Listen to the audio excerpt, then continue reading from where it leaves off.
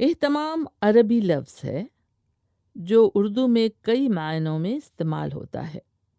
ایک تو انتظام، بندوبست، نگرانی اور دیکھ بھال کے معنی میں، جیسے اس پروگرام کا اہتمام کسی سیاسی پارٹی نے نہیں کیا، محلے والوں نے مل کر کیا ہے۔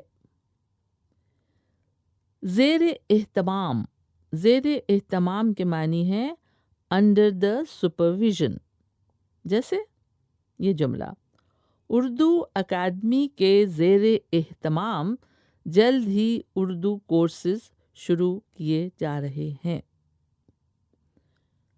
اور اہتمام کا لفظ کسی اہم بات پر خاص توجہ یا مشغولیت کے لیے بھی آتا ہے، جیسے عام بول چال کا یہ جملہ، بہت اہتمام ہو رہے ہیں، کون آ رہا ہے، کس کی دعوت ہے۔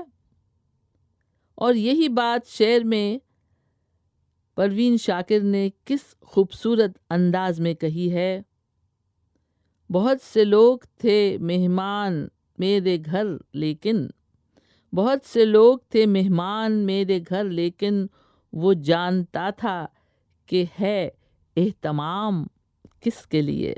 سنگھار بناؤ کے ساتھ بھی یہ لفظ کافی آتا ہے، جیسے تیج تہواروں پر عورتیں خاص طور پر 16 سنگھار کا اہتمام کرتی ہیں، یا جشن آزادی پر سارے شہر میں چراغوں کا اہتمام ہوتا ہے۔